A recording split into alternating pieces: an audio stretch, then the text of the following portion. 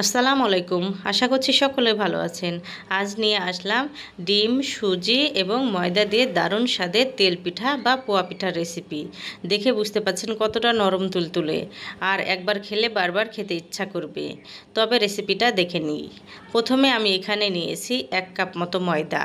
কেউ চাইলে এখানে আটাও ব্যবহার করতে পারেন। তারপর দিচ্ছি আমি 1/2 কাপ মতো সুজি।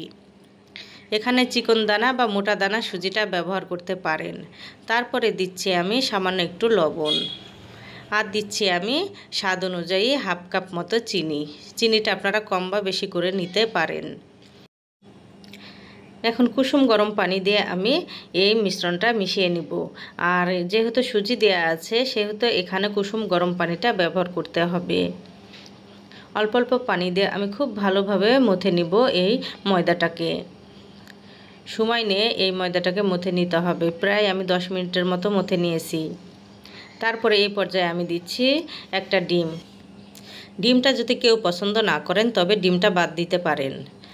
আবারও ডিমের সঙ্গে খুব ভালোভাবে আমি মিশ্রণটাকে মিশিয়ে নিচ্ছি।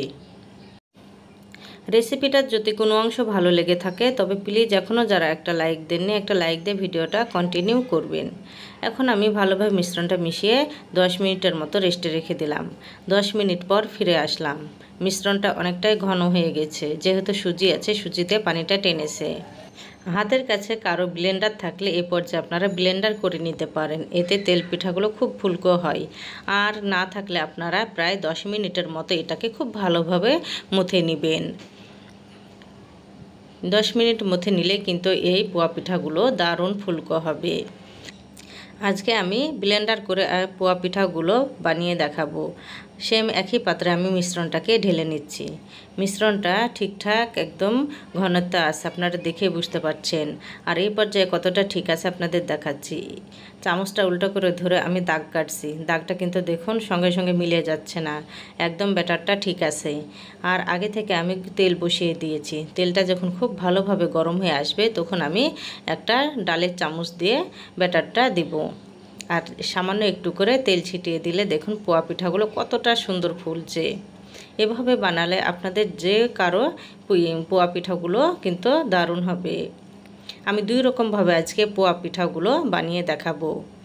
কেউ চাইলে এভাবে ভেজে নিতে পারেন, আবার কেউ চাইলে হাতের কাছে থাকা যে গোল চামচটা হয় ডালের চামচ, সেই চামচটা দিয়েও কিন্তু এই পোয়া পিঠাগুলো ভাজা যেতে পারে। আমি গোল চামচটাকে তেলে ডুবিয়ে অনেকক্ষণ পর্যন্ত হিট করে নিয়েছি। খুব ভালোভাবে চামচটা গরম হয়ে গেলে পিঠার ব্যাটারটা আমি দিয়ে দিচ্ছি।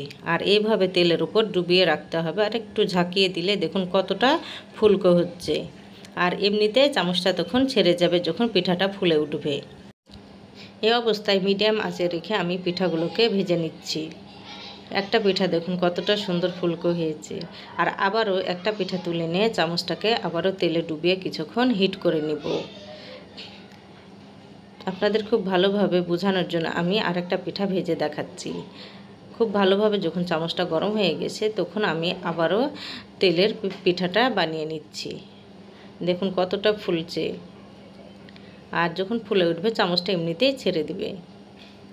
এভাবে করে আমি সব তেল পিঠা বা পোয়া পিঠাগুলোকে ভেজে নিয়েছি। এই যে দেখুন কতটা ফুলকো ফুলকো পোয়া পিঠা। এই পিঠাগুলো কিন্তু এতটাই সফট যে না খেলে বা না দেখলে বুঝতেই পারবেন না যে এতটাই মজা হয়। এভাবে করে এই পোয়া পিঠাগুলো আপনারা বিকালের নাস্তাতে বানিয়ে নিতে পারেন। আর ভিতরটা দেখুন কোনো রকমের ময়দা নেই, একদম ভিতরটা জালিদার হয়েছে। রেসিপি ভালো লেগে থাকলে চ্যানেলটা আমার সাবস্ক্রাইব করতে পারেন।